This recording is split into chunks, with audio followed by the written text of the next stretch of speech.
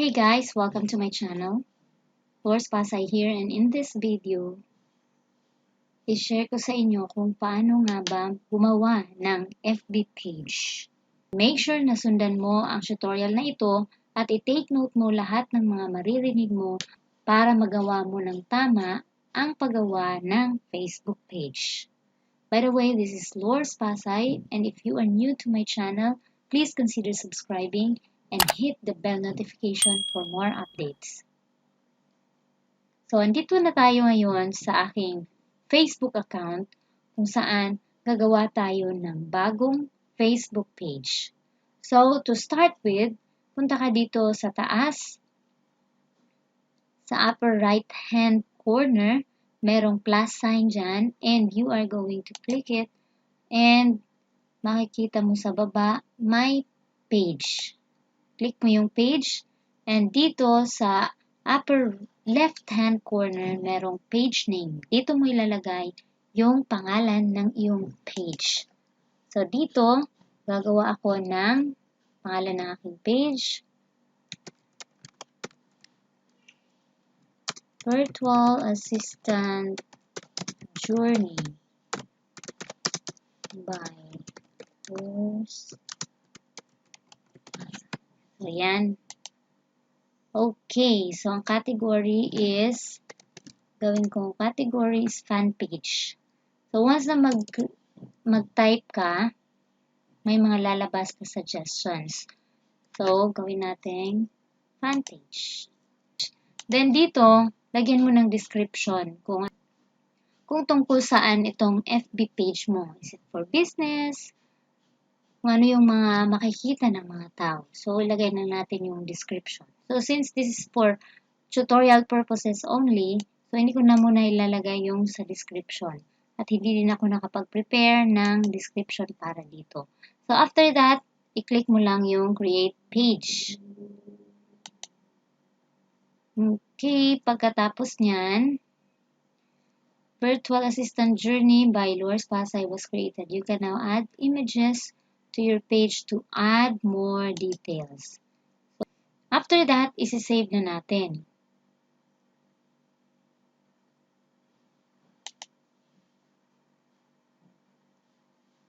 Dito, saka na tayo mag-add ng ating profile. So, para sa profile pic, i-click mo lang itong camera, then edit profile picture. Pagkatapos nyan, i-upload photo. O, hanapin mo kung saan nakalagay yung photo. So, Lors, Black PF. Then, yan. Ito muna yung gagamitin ko for the meantime.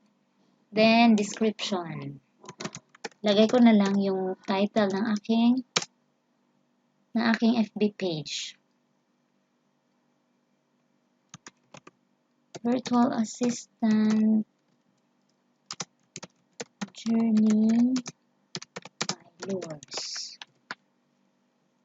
Then, so, pwede mong i-zoom in, zoom out. Yan. Your profile pic is public. Save. Then, pagkatapos yan, dito naman tayo sa cover photo. To add cover photo, edit, and then choose upload photo. Okay, upload photo. Kung wala kang photo na ka-size nito, ngayon tuturuan kita kung saan ka makakagawa ng cover photo ng mabilis. So, punta ka lang sa canva.com. Then, dito, nakikita mo itong bar na ito. Ang isi-search mo lang is Facebook page cover. So, pag lumabas itong Facebook cover, i-click mo siya and lalabas ito. Ito na yung tamang size ng iyong cover photo. So, hindi ma-occupy niya talaga yung buong space dito sa cover photo. Then, kung mag-edit ka, i-click mo lang siya. Pagkatapos ay dito mo siya i-edit. So, pag may mga ganito, meaning hindi siya free. Pag may mga lines. So, hanap ka lang no example, ito, tingnan natin kung wala siyang lines. Okay, ito, pwede mo siyang ma-edit. Example, edit natin. Erase mo lang.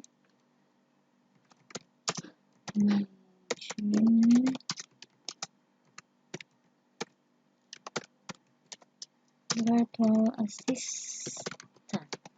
Okay, example niyan. Then, i-delete na lang muna natin ito. So, yan. Then, to save, download mo lang siya. Palitan muna natin ng name.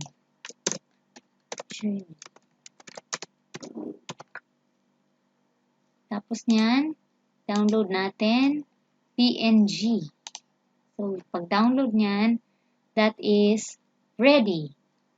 Ready to be saved sa ating dito sa ating cover photo. Oh, yan. Upload photo. Then, hanapin natin Journey VA.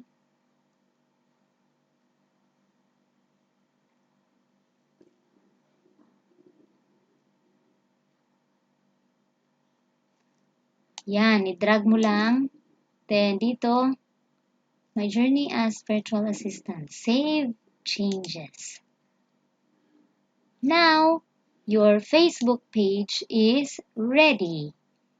And dito sa button na ito, pwede kang mag-add ng button. And pwede kang maglagay ng bot mo, yung message, automatic follow-up, message mo sa kanila. So, is it follow, contact us, call now, book now. So, mag-sample lang tayo. Send email. Okay? Kung pag-click nila niyan, lalabas yung email mo para mag-send sa'yo. Example,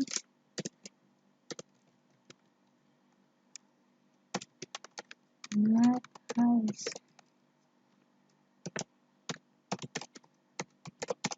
Yan. So, maglagay ka ng email mo, save. Okay? Then, dito, pwede ka nang mag-post dahil ready na ang Facebook page mo.